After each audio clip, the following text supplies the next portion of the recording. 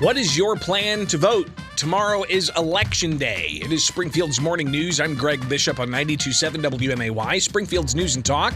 You can call in live and local at 217-629-7970. You can also email bishoponair@gmail.com, or you can find me on Twitter, Facebook, Instagram, YouTube, and message me that way. Let's get your calls, though, at 217-629-7970. Got a listener on Facebook who says that they voted by mail and turned it in last Thursday. So likely that's going to show up at the county clerk's office and be counted election night. But others of you, one listener says, I think vote by mail is ridiculous. So I want to hear from you now at 217-629-7970.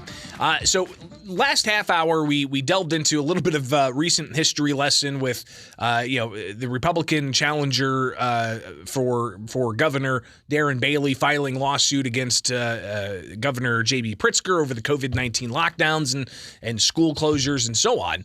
And that seems to be kind of the genesis story of Darren Bailey now, tomorrow, taking on Governor J.B. Pritzker, out campaigning all weekend long and so on. If you missed any of those conversations, I would encourage you to go check it out. Twitter, Bishop on Air, or on YouTube as well. You can kind of do a little bit of a blast from the past with that from the previous half hour. But now I want to focus on voting. What is your plan to vote? For me, I'm going to be here tomorrow morning, bright and early, walking you through from 6 to 9 with Springfield's Morning News. But then after that, I'm going to go home, head to my polling place, vote, and then kick back for a few hours before we have to kick it into full gear with the Illinois Radio Network and the Center Square covering statewide elections. So it's going to be a long night Tuesday night, but we'll be back at it Wednesday morning to keep you updated on all the latest. But I want to hear from you. What's your plan for voting? Have you already voted? Good morning. You're on WMAY.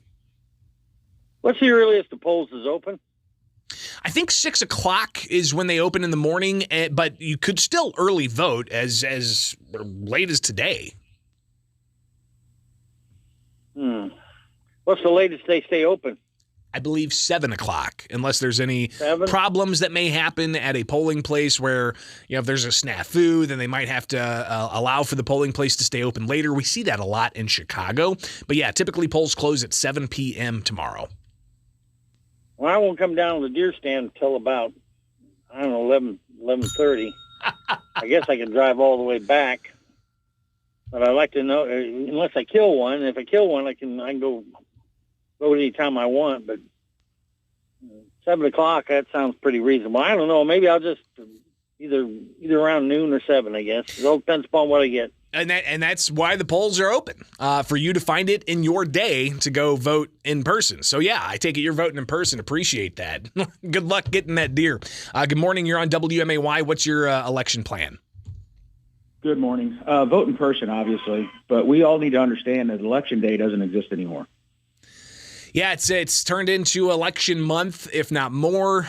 We've had early voting for, I think, 45 days now, leading up to Tuesday, and we're not going to be able to have all of the ballots counted until upwards to 2 weeks after the polls close tomorrow night.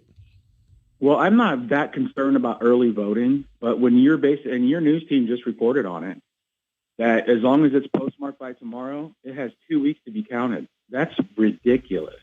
Listen, there's a lawsuit against that in federal courts. You've got Judicial Watch that actually has filed that lawsuit saying that violates the federal elections code because it says the election is on election day. It's not election week, or election month for that matter. Good morning. You're on WMAY. Let's see if we got line 3. Good morning. You're on the air.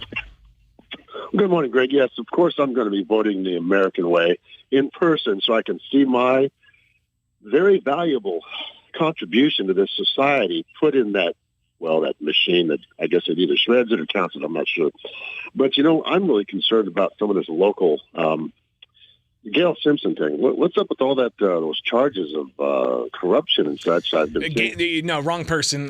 Different candidate, not Gail Simpson. She was a Springfield alder person who didn't win. But yeah, election ads. Those are things that you can hear and determine for yourself. But that's obviously a different story altogether.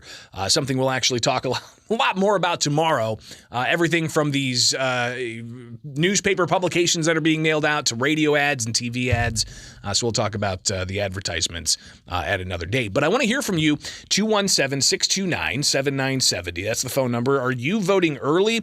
Have you already voted, or are you voting by mail? Again, 217-629-7970. I'm looking at the Illinois State Board of Elections, and they've got the data here of how many votes there are that are outstanding by mail. So far, there have been 872,234 vote-by-mail ballots sent out. You've got 520,000 that have been returned by mail. And then that means you've got, about 350 some odd thousand votes that remain to be mailed in. And that's a substantial amount of votes that could sway a statewide election.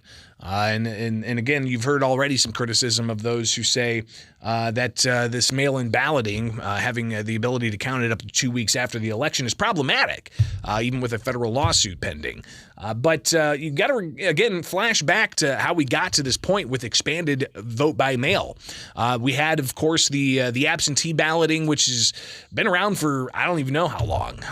But it allowed for members of the military, for instance, to get a ballot in advance, mail it in time so it could be counted election night. Or if you needed to apply for a absentee ballot, you were able to do that, just give a certain circumstance, and you were given the opportunity to vote by mail. But it was very limited and very restricted. But if you flash back to 2 years ago, 2.5 years ago, May 26th of 2020, the Illinois House was debating this very thing. State Representative Kelly Burke, State Representative Ryan Spain, opposite sides of the aisle, talking about vote-by-mail expansion, and then Governor J.B. Pritzker sounded off on this, and even then President Donald Trump sounding off on this. Again, this is back in May 26th of 2020, whenever the state of Illinois was looking at expanding vote-by-mail. It's important. We are doing everything we can to protect our residents and ensure that they have access to voting. But we're making some big mistakes in this bill.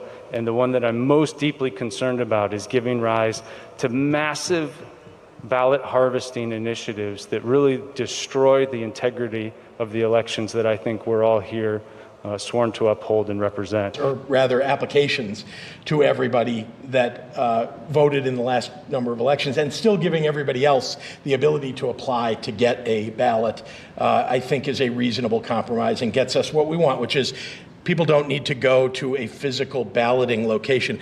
And you see, by the way, that there are other aspects of that legislation that do provide easier access to the ballot box. We're not going to go to voting by mail. Voting by mail is wrought with fraud and abuse. They pirate these applications. They print new voting forms, and then they send them around. People sign them, or one person signs them with different pens and a different signature every time. It's obviously there's going to be fraud. We're not babies. There's tremendous fraud. Clarify, sir, what federal funding you're considering removing from Michigan. Oh, I'm not going to discuss that. There are so many forms of funding, and we're not going to discuss that. What we want is good, straight, honest voting. The president is threatening to take away funds from states doing something that's legal. So again, the back and forth, that was 2.5 years ago, talking about vote-by-mail expansion. And it was all in an effort to, we were in the middle of a pandemic. It was May of 2020. Schools were still closed. Businesses were closed. You had all of these COVID-19 restrictions and media reporting COVID numbers and COVID deaths and COVID numbers. And then we know that those numbers depended on if it was COVID only or with COVID or because of COVID. Anyways, so you had all of that at play, and it expanded Illinois and across the country, a lot of different states expanding their vote by mail access, going from absentee, where it's very much restricted, to then opening it up where you could have all kinds of vote by mail. And the prospects of raising concerns of ballot harvesting, where one person goes and collects 12 different votes from wherever and then drops them off into a drop box. Those are obviously concerns that were heard even 2.5 years ago. But that's what Illinois decided to do, and they expanded vote by mail, and they even made it permanent to where if you want to permanently get a ballot every election, they'll let you get on a list and you can get that permanent vote by mail ballot sent to you. So interesting stuff. Here's a text coming in. Stellar reporting this morning. Thank you. My wife and I vote in person. So and asks how they can follow me on election night. You can follow me on Twitter, Facebook, Instagram, YouTube, Bishop on Air. I'll also be regularly updating Illinois' page for the Center Square, and Illinois Radio Network affiliates across the state will be airing some of our reporting throughout election night tomorrow night. And you'll also have local coverage here as well with WMAY. So it's going to be a busy night tomorrow, no question about it. And I'd love to hear from you at 217-629-7970. What is your voting plan? What's your plan to vote? You always hear about emergency preparedness plans, but what about your plan to vote?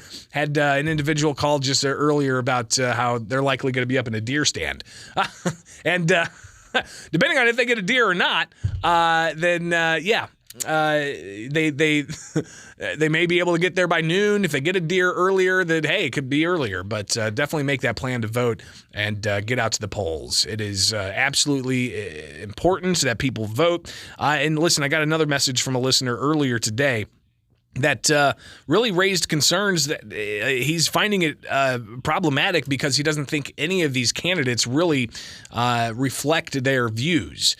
So this is what the listener said. Not ready to vote. Here we are. Tomorrow is the day that polls will close. I don't really want to. I don't feel any one of them can be trusted or represents my beliefs. I'm tired of voting the lesser of two expletive people, picking the one I dislike less. So yeah, I think that's a conundrum that a lot of voters are in right now. They see through the politics. All they hear is platitudes and lies and finger pointing, and it can get really discouraging, disheartening, and dissuade people from actually heading to the polls. And that's sad. But that's unfortunately where our politics are in this day and age. It is Springfield's Morning News. I'm Greg Bishop on 92.7 WMAY, Springfield's News and Talk. Again, you can follow along with me anytime. Bishop on Air on Twitter, Facebook, Instagram, YouTube. And if you've missed out on any of the recent segments today where we looked back at what seems to be the genesis of Darren Bailey getting into politics to challenge Governor J.B. Pritzker and some of the back and forth there, some of the weekend politicking that happened over the weekend with even Joe Biden calling protesters idiots here in Illinois, and a whole host of other things. You can find those at WMAY.com slash I think, what is the page for me? Anyway, Bishop on Air. Just find me on Twitter, Facebook, Instagram, and YouTube, all right? It is